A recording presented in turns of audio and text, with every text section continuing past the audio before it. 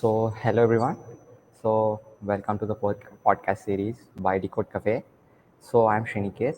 I'm a community advocate from Decode Cafe, and we have here our MLH Fellow, who is none other than Anam Ansari. So, Anam Ansari is an MLH Fellow from Hubble Protocol, and she's also a GDAC lead at a college, and she's from at TCET, Mumbai. And so let's just get started with the podcast. Just moving on to the first question. Anam, why won't you brief about yourself and your open source journey? Okay, so first of all, hello everyone. I am Anam Ansari. I did MLH Fellowship last year in the open source track itself. Talking about my open source journey itself, when I was in my second year, I was kind of introduced to it when I heard about other open source programs such as Google Summer of Code. So the first step for me was initially go and see what exactly happens, in open source. And as at the first stage itself, I started a GitHub account, and I started going through different repositories, and I found it a little bit intimidating. It can be because when you are looking at other repositories and like online, the code base looks really complex at the start. But after that, soon Hacktoberfest started, and at that point, I got a kickstart. At least I went in other repositories. I saw beginner-friendly issues, and I went to repositories which had the tech stacks which I already knew. I was into Android development at that time, and the maintainers and the mentors were really good. So that was the starting point of my open source journey, and then I started contributing. And then after that, I applied for MLH fellowship itself, and it has been like it I have been continuing open source from then. Great, that's an inspiring journey for beginners out there, so that they could just follow the same steps, or they could try to get the most out of that. And yeah, it's been really awesome to get started with open source anyway, all the time. And now going into much deeper about the MLH fellowship. So, what was your motivation that tempted you to apply to the program actually? So many feel like overwhelmed to apply, but what made you apply at that time to the program? So I heard about that program from a friend, and like I started looking at like other blogs and the application process, and like I saw the acceptance rate as well. So it was kind of like I felt a little bit demotivated, but then I had this thought at the back of my mind that I should at least go ahead and apply and get some learning out of it, and I'll see what it like where are the things that I need to improve. And at that point, like I applied first, like, and then I got rejected. And the good thing about MLH fellowship is that after, like, even if you get rejected, they provide a detailed explanation in the mail of what was the reason and what are the things that you could improve. So they mentioned those details. They mentioned about like my essays, like as a first time, like I wrote like any application essay for the first time, and I understood that I need to talk about more, like just writing few lines and little vague general statements won't do. I need to add my personal touch and talk about myself properly. So when I applied for the second time, because of this review that they gave, that was really helpful for me, and then I got into it. So what I feel like the biggest motivation when you have, like when you're starting out and you're in second year, third year, that you should go ahead and at least apply, because the experience you get while applying, and even if you get rejected, there's so many things that you can learn and improvise upon yourself. Yeah, cool. That's great to hear that you were first rejected and then you got selected. So that's a truly inspiring journey, because a lot of students get demotivated and they don't try to apply again because they get rejected. Yeah, that's great to hear. And I would like everyone, all those who are listening to the podcast, to keep in mind that never rejections are not the end of the journey. They are just the start. You have to take it from there and you have to accept the rejections. So that's great. And moving on to the next question, what are the important things that has to be kept in mind during the application process, like the timeline? Where do you find about this programs, and what are the different cohorts kind of thing? And could you just brief about that?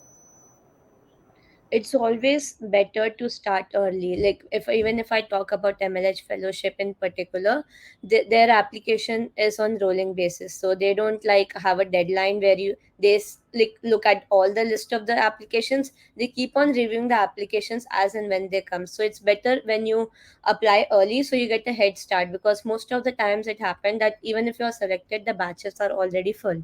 So these are some of the reasons that, you know, so it's always better to apply early in that case. And if I talk about other open source program, first I'll say that you should be, active on Twitter and see what all programs others are following into. You can see there, I think so, there's like a lot of resources out there even on YouTube, and you can see there are a lot of paid good internships available even in open source track, even if it's like Google Summer of Code or Outreachy or MLH Fellowship and Linux Foundation mentorship.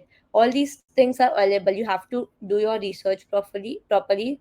If possible, reach out to someone who has already done this, and make sure whenever you reach out to that person, you just don't blankly ask like, how do I get into. Do your research first, and then ask them a detailed questions. This has like a good way that you'll get reply. Yeah, those are really great tips to get started. So start early because, yeah, as you told, MLH Fellowship has been, they don't have a specific timeline. They keep on, they do in a rolling basis. And so earlier the better. So, yeah, that is very great. And could you just brief about the different steps in the interview process, like you got many steps during the interview. So could you just brief about them and what are any tips and tricks to crack those steps as well? Yeah. So basically, there are three steps involved when we apply for MLH fellowship. First is the application itself, where you fill all your details, and you have to answer some essay questions, and you have to submit a project and code itself. So if I talk in detail about the first process itself, the application, there will be some general details that they will ask you about your age, and they will also it also requires that wherever you are, you have a proper internet connection. That is one of the criteria, because this is a remote internship and your internet connection needs to be proper. Your setup needs to be proper, not like advanced, but it should be enough so that you can collaborate with others, because you will be working remotely. And talking about the essay question, there will be 2 3 questions. I am not sure if they have changed, but like if I talk generally about the do's and don'ts of an essay, whatever the questions are, do not just write general statements like I'm like these are the qualities or something. I'll always say, think about what you can bring to the fellowship program.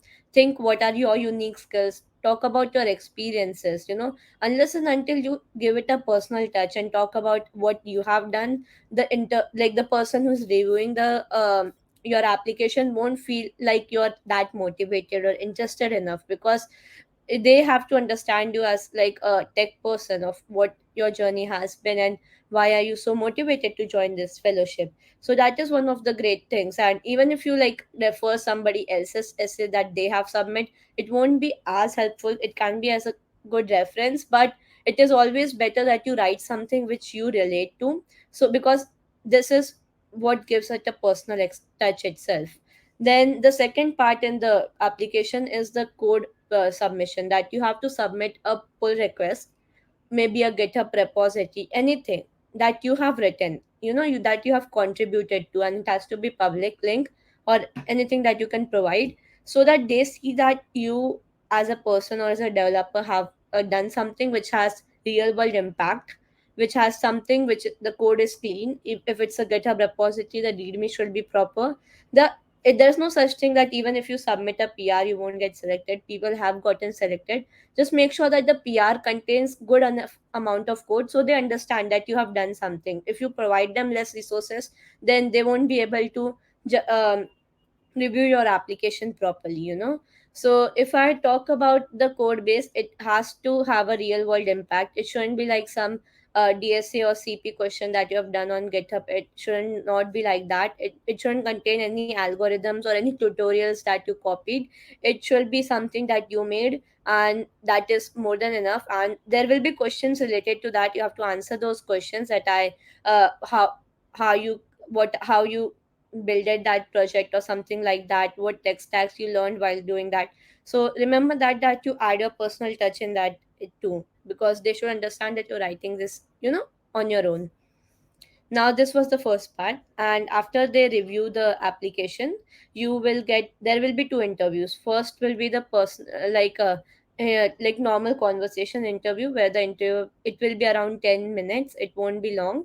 And one thing to keep in mind, that you don't have to get really scared or nervous. The interview is really relaxed. You have to make sure that they will usually ask you, like, have a normal conversation with you based on your application about your motivation to join the program.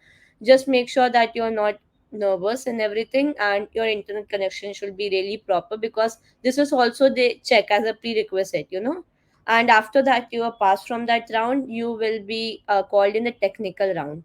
Now this technical round is not some question answer they will do, it's just the project that you submitted or the PR you submitted. You just have to talk about that, and they might do some cross question, and maybe give you feedback. And the most important thing is, if they give you feedback, take it really well. Do not get offended or like start, you know justifying it or something. Take it very well, because that's how they see that you can work properly in a team. So these are the things that you have to keep in mind. And after that, if you're passed, then they'll ask you for your timings and everything. So these are the three major interview process that we have, like that I had last year. I'm not sure if it changed, but I'm pretty sure it is still the same right now. Cool. That's great. Like the three-step application process. The first one being the normal application thing. To get selected, you have to be give a unique touch. That's what you've been trying to mention from the start. Yeah, always try to give a personal touch, because only then the interview will find you inspiring to apply to the program. And the second step being a general convo, not very much technical. And the third one being a technical conversation based on the project we submitted. Yeah, so that's the wrap of what you mentioned. And always keep in mind a personal touch, and you're clear about whatever you mentioned. So these both will get you into the journey. Yeah. And coming to the next question. So now we have submitted the application. Now, what if I get selected? How is it? How a life as a fellow MLH fellow be? Could you just give an overview of that? So like how the MLH fellowship goes after you selected? Was that the question? Okay. So Yeah, you're right. yeah, it is a 12 weeks program, and you have, like, it's Monday to Friday only. You have Saturday, Sundays off, and it is around, like, it is basically like a normal internship, remote internship. You have good thing that I like it is, it has like stand-ups where you talk with your team like every day, and then on Friday you have retrospective where you talk about what went wrong, what went good, and everything. And based on your like tech skill, you're assigned some projects and you have to solve some issue. It depends from project to project. Okay, what MLH fellowship does, it gives you projects from outside industries and companies that are there.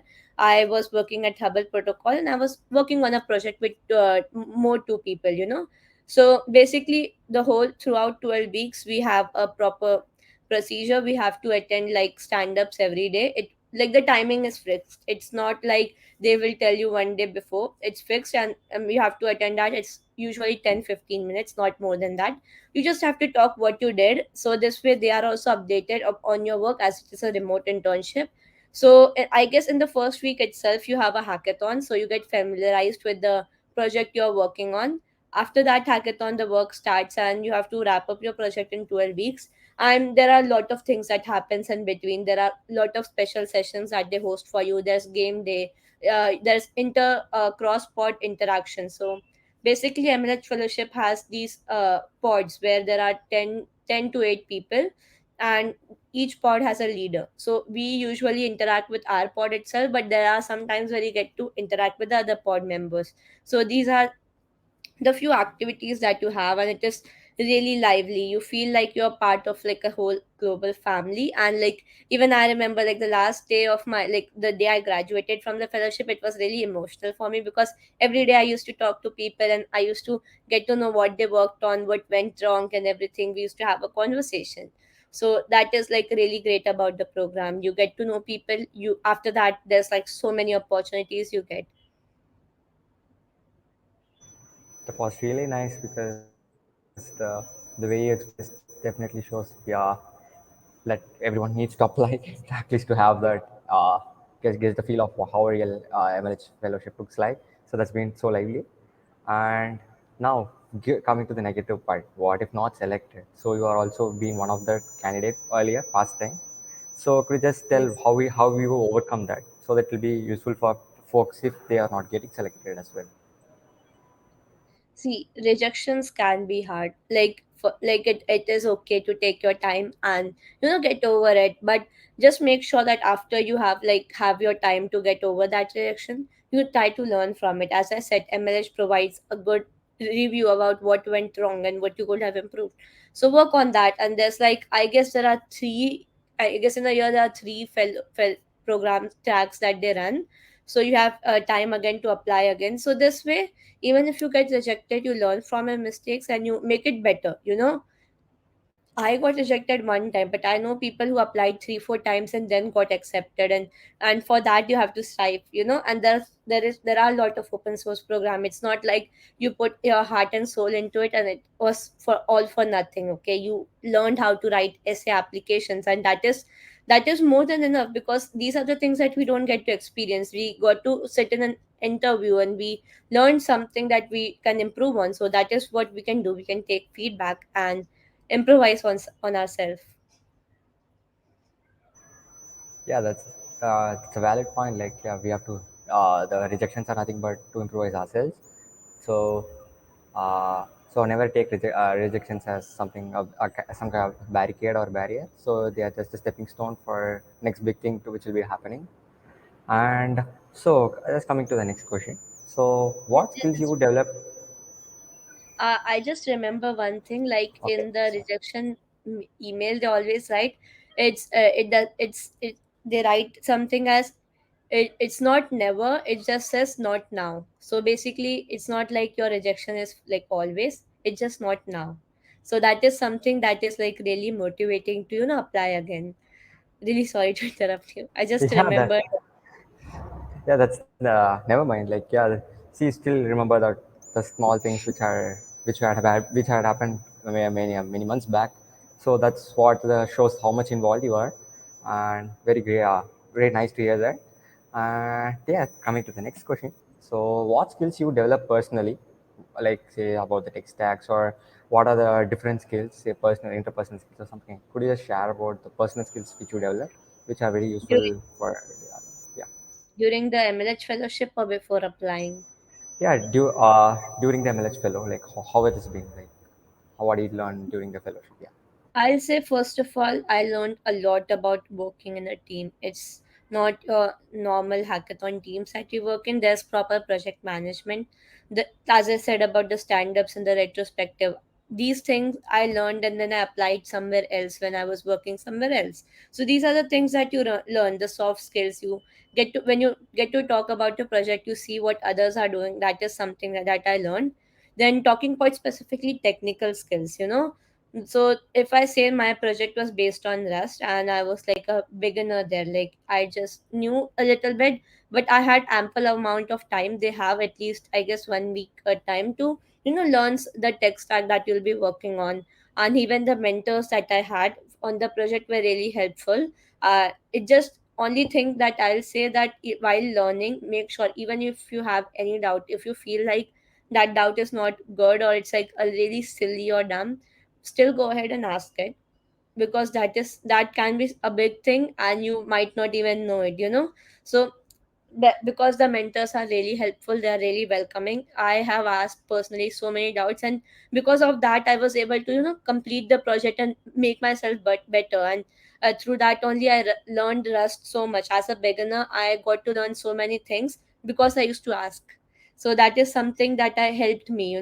So talking about the technical side, I got to learn Rust. Then in the soft skill, I got to learn about management and asking a doubt, and it overall increased my confidence. great. Close pack of technical and non-technical skills being developed as a whole. So that's what is being ultimate motive of any open source programs. That's great to hear. And say like we do have MLH as one of the primary programs in everyone's mind to apply. So could you just give a brief overview of any other programs which are available? So that people who are not who feel sometimes overwhelmed might try applying to others as well, so that they won't their open source journey doesn't stop there. Yeah, go ahead. So, like when we talk about the like open source program, the first thing that comes to everyone's mind is like you Google Summer of Code. So that is also one good way. There's outreachy for people who are underrepresented in tech. So that program is really good. After that, we have Linux Foundation mentorship. And if you're looking for some, like if you're like a really beginner and you just want to explore open source, I can say there is Girl Script Summer of Code, though it's unpaid, but it you do get some kind of experience there itself, and you get to work on open source on these open source project. And if I talk about like if I say that if you have any like tech knowledge or any field that you're in, maybe it's ML or blockchain, just go and find specific open source program. They also have that. Like in if I talk about blockchain, I guess HyperEdge recently launched, and I'm a mentor there as well. So that is also a great open source web3 program that is running. There will be there are a lot of opportunities in open source, and you can go and check them out. Great. So not only MLH, you got GSOC, you have Outreach, and LFX. So a lot of other programs as well, which you could try to apply and get elected. So it's just the process differs, but whatever you learn and the thing which the primary motive of being open source remains the same. So yeah, so that's the wrap. So so thanks Aman for joining us. Besides a busy schedule, and we are happy to have you in our MLS podcast series hosted by Decode Cafe. So yeah, uh, Thank you for having me. yeah, cool then. Okay, so thanks a lot, and yeah, bye. Bye.